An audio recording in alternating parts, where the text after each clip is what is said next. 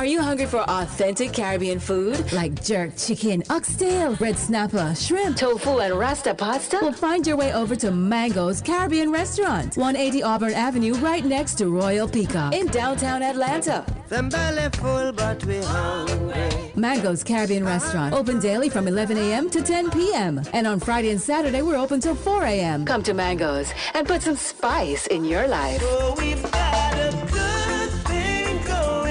Mango's Caribbean Restaurant, 180 Auburn Avenue, right next to Royal Peacock in downtown Atlanta. For more info or directions, call 404-698-3992 or log on to mangoscaribbeanrestaurant.com. For instant coupons, text MANGOS to 313131. Tell your mama hungry, papa hungry, brother hungry. Mango's Caribbean Restaurant. Authentic Caribbean cuisines. Open up the door. Tell them mama hungry. It's never YT Productions.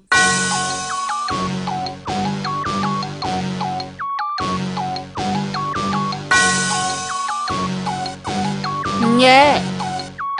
I love my HBCU.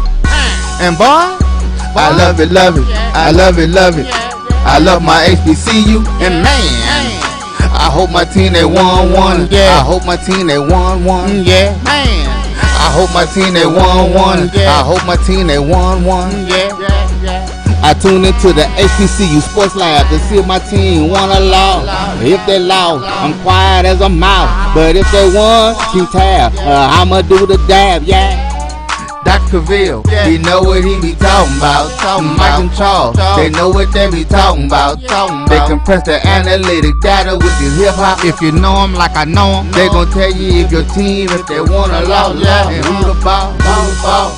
So listen to Professor, yes sir, and pay attention, cause he gon' teach a lesson.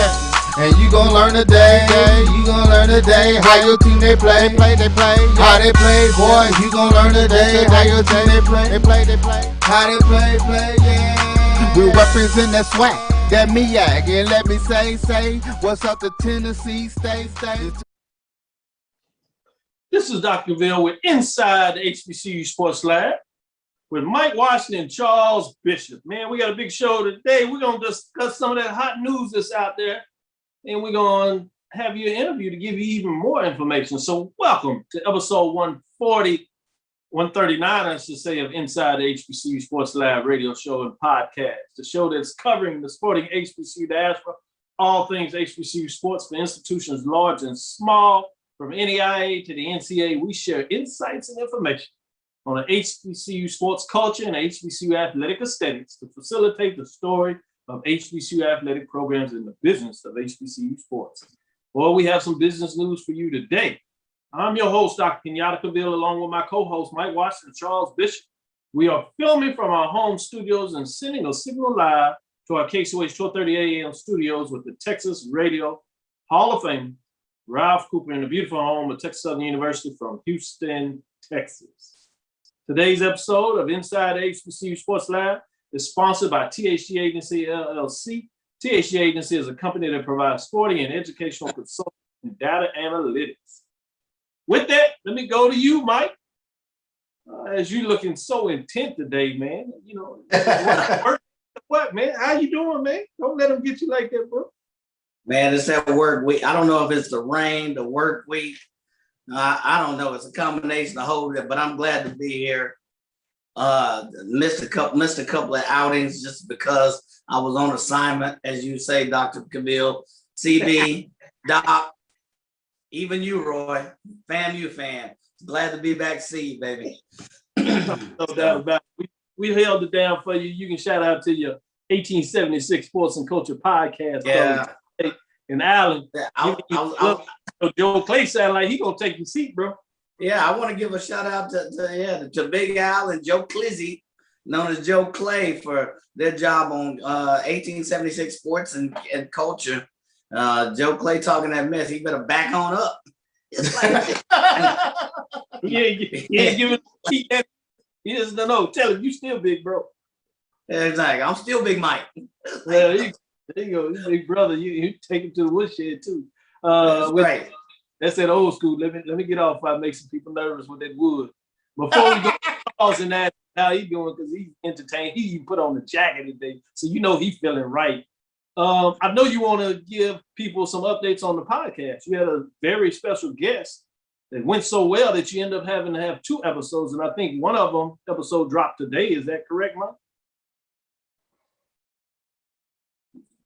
Say again. I said one of those episodes dropped today, right? With the 1876 Sports Culture podcast.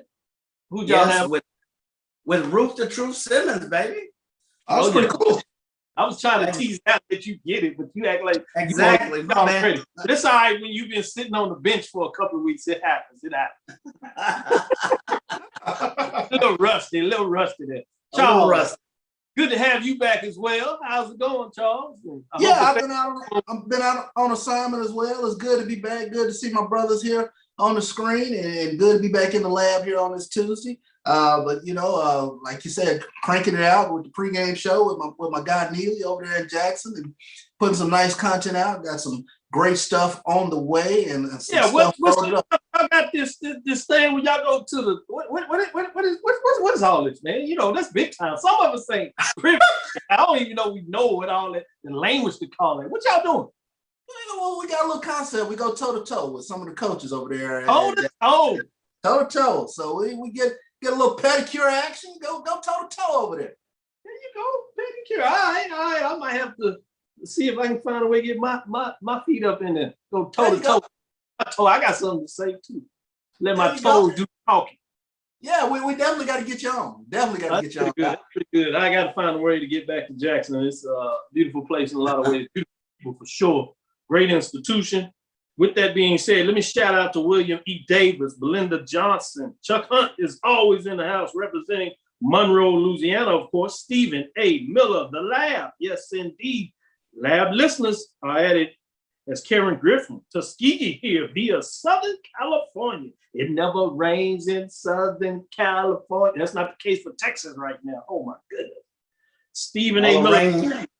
Theme song is hilarious. Yeah, thank you. Dwayne Lewis, who took a gig, left UAPB, and we'll see if we can get on him. He's at Houston Tillerson. He got a position, opportunity, upgrade, but he teased me yesterday as we were talking about catching up with him. He said, man, I ain't got nothing to say as the lab lecture say in there says you lose, I'm quiet as a mouse. He said, quiet as a mouse. Christopher White giving us some love. Let's see who else we got. Kay Johnson always doing it right. Ricky Burton. Ree is on here. Michael Smith. Rod Pasha, that's this twin. Ricky Burton. Let's see. Thomas Jones. Troy Lamont Coleman. Aggie. Big King, Big Daddy of HBCU football in the house. Man, they are not going to let it go. That's right. When you get up there, though, you better roll it while you can. You better.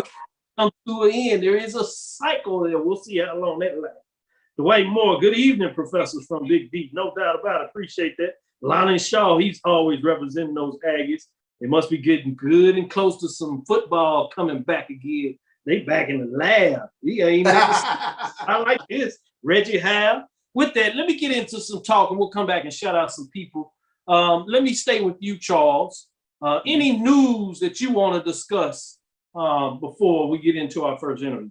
Yeah, a lot of news to jump into, but real quickly, I want to give a big shout out over to 2 Hall of Famers now, Bobby Dandridge and Ben Wallace, 2 CIAA standouts who were elected to the NBA Hall of Fame. So I definitely want to show congratulations to both of those former CIAA standouts for their future induction into the NBA Hall of Fame. Yeah, Bobby Dandridge won the CIAA his junior year there. Went to the second round of the NCAA, and this is prior to Winston-Salem State winning it all, so it was a big run. And remember, when you talk about this is the heyday. This is when you talk about the magics of HBCUs as they were desegregating of the institutions in regards to the NAIA and the NCAA with opportunity to participate in their tournaments, which they had been exiled. They weren't allowed to participate in the 50s and 60s. So you have these teams coming in and they are just blowing the doors off the tournaments in a lot of ways. NIA, they were winning championships, 7 in like 10-year period, to give you some framework of that. Making runs in the NCAA Division II tournaments. Teams were going to both NIA and NCAA, wasn't either or. And this was prior to actually having membership in the NCAA and NIA. This is when these teams and these two associations were just hosting essentially the tournaments. So that's some framework about that. Obviously, Ben Wallace, in terms of what he was able to do, just to give you some framework there. And people don't realize, they may not realize that Bob Dandridge, going back to him real quick, that he actually coached for a couple of years as assistant coach at Hampton University after his illustrious career in terms of what's going on. And Tuesday, we'll take a deeper dive in this as we'll talk to a gentleman that worked with a high school that did sports analytics that provided some information to those that were pushing for Ben Wallace to get in the Hall of Fame. And he gives some analysis that we'll get out there to the people. So look forward to that interview on Thursday. But I did want to share that in regards to what that looks like. Let me go to you, Mike. Do you want to respond to that and give some thoughts on those two gentlemen, or do you want some other things that you want us to explore as we move through the show? No, I think both of you touched on it. I will